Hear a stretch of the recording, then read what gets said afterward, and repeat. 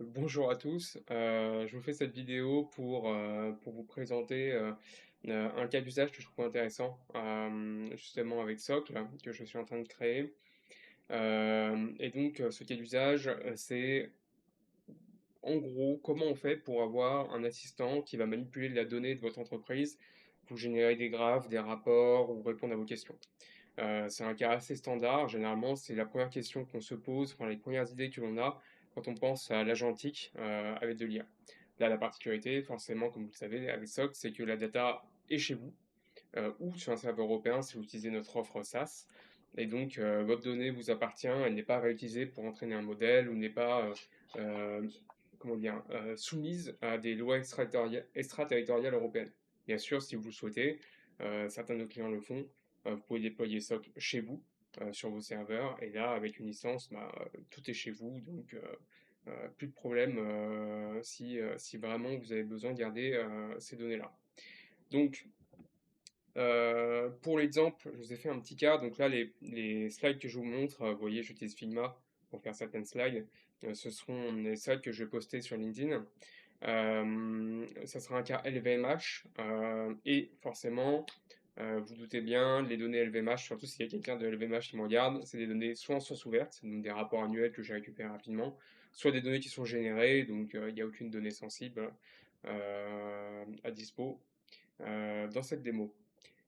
Donc, qu'est-ce qu'on entend par un agent qui est capable de faire un peu tout ça? Ben, un agent qui est capable de faire ça, ça va être un agent qui va être capable de manipuler des documents. Donc tout ce qui est en jaune, c'est des choses que enfin, que la personne qui va vouloir créer l'agent va devoir faire ou mettre à disposition. Tout ce qui est en bleu, c'est par défaut dans Socle. Donc la mise à disposition forcément de documents, donc des PDF, des Excel, ce que vous voulez, des PPT, etc. Ces documents, on va les pousser dans ce qu'on appelle un vector store, c'est-à-dire une base de données vectorisée qui permet à un agent de mieux chercher les informations, chercher les bons paragraphes, ce genre de choses. Donc ça, c'est mis à disposition par socle. Et de l'autre côté, on va avoir une base ou des bases de données à dispo qui peuvent être mises à jour. Et ces bases de données seront accessibles par un MCP. Alors le MCP, ce sera un MCP qui sera comment dire, fait par l'entreprise, parce qu'en fait les bases de données ont des formats différents. Je rentre pas trop dans le détail parce que c'est pas l'idée de vous faire une vidéo technique, mais il faut comprendre que en gros c'est comme la carte d'identité de votre base de données. Donc cet outil va dire à l'agent, bah, pour information, j'ai une base de données qui a à l'intérieur, je sais pas, des informations financières, l'autre qui a une liste de produits, etc., etc., etc. Donc ça permet à l'agent de savoir quoi requêter, aller chercher quelle information plus facilement que à chaque fois tout explorer. Pour information, cette démo elle est pré-packagée, c'est-à-dire qu'elle pourrait être utilisée immédiatement sur d'autres cas. Donc pour nos clients, et ben, en fait, on vous donnera accès, on peut vous donner accès à cette partie jaune qui est préparée. Il suffit juste de changer les noms et tout est pré-exposé. Et pour la partie documentaire, forcément, on va avoir un petit programme qu'on appelle un démon, qui est un programme qui reste tout le temps en fait en éveil et qui va surveiller que les documents ne bougent pas. C'est-à-dire si on rajoute un document ou pas, et si on le rajoute, bah forcément, il va changer, il va le rajouter automatiquement dans la base de données, donc pas besoin de faire d'action.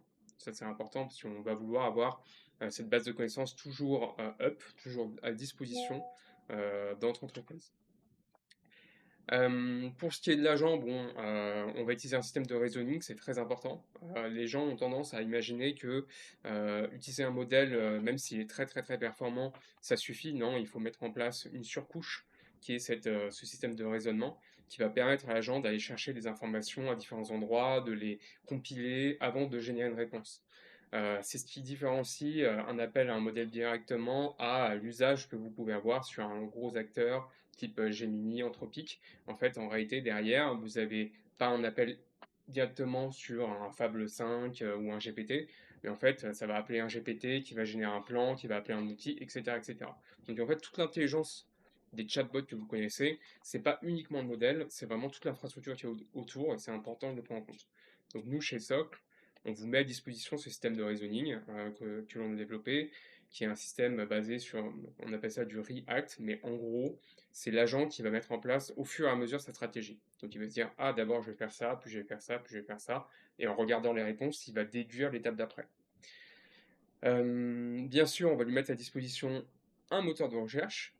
Donc là, on en a deux sur le web. Donc LinkUp, qui est une startup française qui permet de faire de la recherche, et DuckDuckGo, pour ceux qui connaissent bien. C'est pas très très grave si vous connaissez pas. Dites-vous que c'est le même moyen, mais pour des agents, d'aller requêter comme vous faites sur Google. Voilà. Et pour justement des types de restitution un peu plus complexes, parce qu'on ne va pas vouloir restituer que du texte, on va lui mettre à dispo un outil qui fait de la génération de graphes. Donc quand on va lui demander un graphique, ben forcément, il va aller chercher cet outil, il va dire voilà, j'aimerais avoir un graphe technique de ce type-là. Donc il ne va pas générer une image, il va vraiment générer un vrai graphe pour que vous ayez la capacité de le télécharger et de le mettre dans un document ou de le manipuler, etc. etc. Donc ça, c'est assez important. Donc là, je vous ai mis des exemples, on va aller directement dessus, mais en gros, si je zoome un peu, je regarde si c'est clair pour vous, voilà. Vous avez des exemples de génération de graphes. Donc, je génère un bar chart de chiffre d'affaires 2023 par groupe d'activités. Donc là, vous avez différents groupes d'activités et vous avez les différentes barres qui apparaissent. Donc, on va rentrer un petit peu dans le détail des données. Je ne vais pas tout vous faire parce qu'en fait, on a pas mal de choses. Mais en gros, vous avez l'équivalent d'une base de données. Alors, c'est chargé en base de données dans la démo. Là, je l'ai juste comment dire, dans un Excel, enfin un et plusieurs Excel, parce qu'on a d'autres CSV, enfin Excel esquisse à dispo, je vais vous montrer. Donc là, on a quelques petites données. Bien sûr, moi j'ai déjà fait des tests avec des bases de données bien plus grosses. On pourra en parler si ça vous intéresse. Et plusieurs documents, donc ça va de documents qui ont été générés, donc de fausses factures, assez simples, à des documents de type documents financiers. Donc là, c'est un vrai document, si je dis pas de bêtises, qui sont un peu plus gros. Là, je sais pas combien il y a de pages, mais il y en a 72, hein, donc quelques pages, voilà, qui sont à disposition. Donc tout ça, ça va être des documents qu'on va manipuler pour notre exemple. Voilà. Donc, à quoi ça ressemble dans Socle? Donc là, je vous ai fait un exemple de manipulation. On va regarder rapidement l'agent. Alors, l'agent, il ressemble à ça. Tac. Hop. Je reprends, pardon, je n'étais pas sur le bon environnement, donc j'ai dû cut. À quoi ressemble cet agent? Il ressemble à ça. Donc, vous avez un agent LVMH assistant qui est préchargé. Cet agent, il va avoir différents outils à disposition, ce que je vous ai expliqué. Donc là, il y a un petit, des instructions qu'on lui donne pour lui dire où aller chercher de la donnée, le conseiller, etc. Et on va lui donner directement accès aux différents outils. Donc File Search, c'est exactement hop, l'outil qui lui permet d'accéder justement à cette base de données. Tac, tac, tac, tac. LinkUp, je vous l'ai dit, c'est la recherche web.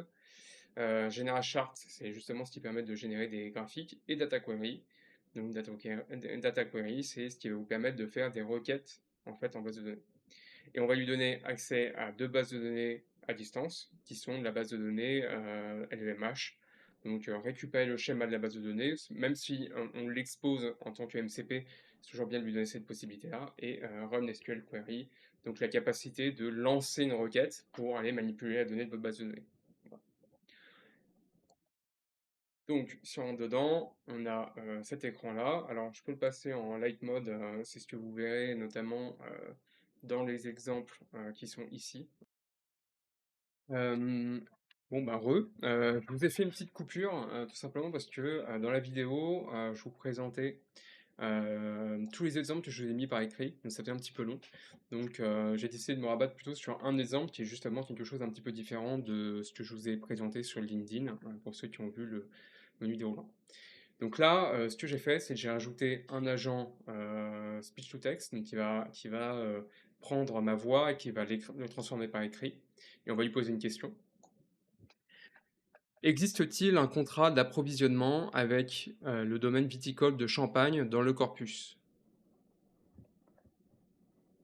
Voilà.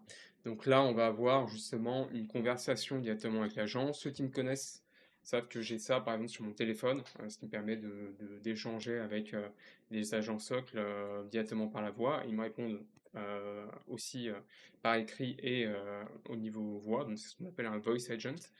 Euh, mais là, ce qui va être intéressant dans cet exercice, c'est qu'il n'y a pas de contrat d'approvisionnement avec le domaine viticole de Champagne, mais il y a une facture qui sous-entend qu'il y a un contrat. Donc là, l'agent ne va pas avoir accès directement à l'info s'il fait une recherche un peu complexe de type contrat, champagne, ce genre de choses. Il ne va pas trouver en fait le document directement, donc il va falloir qu'il regarde un peu plus large pour se faire une idée. C'est pour ça que ça va prendre un peu plus de temps dans le traitement. Mais c'est ce qui fait un petit peu, enfin ce qui rend l'exercice intéressant. D'ailleurs, si on voulait gagner en vélocité, on irait aller chercher un modèle, on irait isoler en fait l'IA, parce que là aujourd'hui j'utilise une IA qui est mutualisée, donc on est en concurrence avec d'autres personnes qui font des tests, voire des démos, etc. Donc là, on a la réponse, donc on peut l'écouter si on le souhaite. Donc voilà, donc là j'ai lancé pareil un TTS, donc là un text-to-speech qui va reprendre la réponse et qui va nous la générer en audio. Ça prend un peu de temps. Oui, un contrat d'approvisionnement existe bien entre un membre du groupe LVMH et les domaines viticoles de Champagne, bien qu'il soit formalisé sous la forme d'une facture qui sert de preuve d'un engagement contractuel. Les éléments suivants confirment ce contrat. Partie concernée, la facture numéro DVC 202 41103 établie par Domaine viticole de Champagne. Voilà, on va pas tout écouter, mais dans l'idée c'est ça. Donc vous allez bien avoir cette information qui me dit ah attention, il y a quelque chose, j'ai pas trouvé le contrat, mais j'ai trouvé une trace qu'il y a, et avec les sources, qui sont le document financier et la facture. Le document financier, c'est lié sûrement à ce qu'il y a trouvé sur le champagne, le champion, tout ça. Donc ça, c'est quelque chose qui est intéressant. De plus, donc là, on est sur une interface technique de debug. On n'est pas sur un chat qui pourrait être mis à disposition de vos utilisateurs. On a ce chat-là, j'ai déjà fait une démo dessus que vous pouvez mettre directement à disposition. Je peux vous montrer juste après. Mais où là, vous aurez le son qui va remonter directement. Donc on n'a pas cet effet d'attente parce qu'en fait, le son va être généré pendant la réponse. Mais sur la partie technique, ce qui est intéressant, c'est que vous pouvez voir ce qu'on appelle les previous threads. Donc on va voir en fait les différents échanges qu'on a eus avec cet agent-là. D'ailleurs, on peut leur donner un temps de péremption, c'est-à-dire on peut dire, bah voilà, tous les X minutes, jours, mois, tu me fais le ménage, mais forcément pour avoir un peu de log dans des cas un peu sensibles, on peut regarder un peu ce qu'il y a dedans. Et par exemple, on peut retrouver certaines informations, dont celle que je vous ai montrée tout à l'heure, dans la démo que je vous avais faite qui était un peu longue avec quelques informations. Forcément, il y a des informations qui apparaissent plus de la même manière parce que il y a des choses qui sont chargées directement, mais vous avez différentes informations qui apparaissent. Voilà. Pour ce qui est du chat, ça ressemblerait plus à ça. Voilà, donc là, on est vraiment sur un chat, mais c'est la même chose, on lui pose des questions, et là, on a vraiment un modèle voice agent, c'est-à-dire qu'on lui parle, il nous répond en ping-pong. C'est exactement ce que vous avez si vous m'avez déjà vu sur des salons, comme je le disais tout à l'heure, avec mon téléphone. En fait, c'est la même fonctionnalité. Quand je parle à un agent, je lui fais générer des images ou d'autres choses directement. C'est juste pour illustrer cette mécanique de Voice Agents. Et bien sûr, vous pouvez donner accès qu'à ce chat-là, donc il n'y aura pas toutes les autres fonctionnalités à certaines personnes au sein d'une organisation si vraiment vous voulez utiliser uniquement Socle pour pouvoir faire votre manipulation, enfin pour permettre aux gens d'utiliser des agents. Et si vous voulez faire des tests, bah, vous avez plein de modèles à disposition sans aucun problème. Moi j'utilise celui-là, il est plutôt performant. Mais il y en a d'autres, dont le fameux GM 5.2 qui est à dispo si vous le souhaitez. Donc voilà, j'espère que ça vous a plu et puis passez une excellente journée.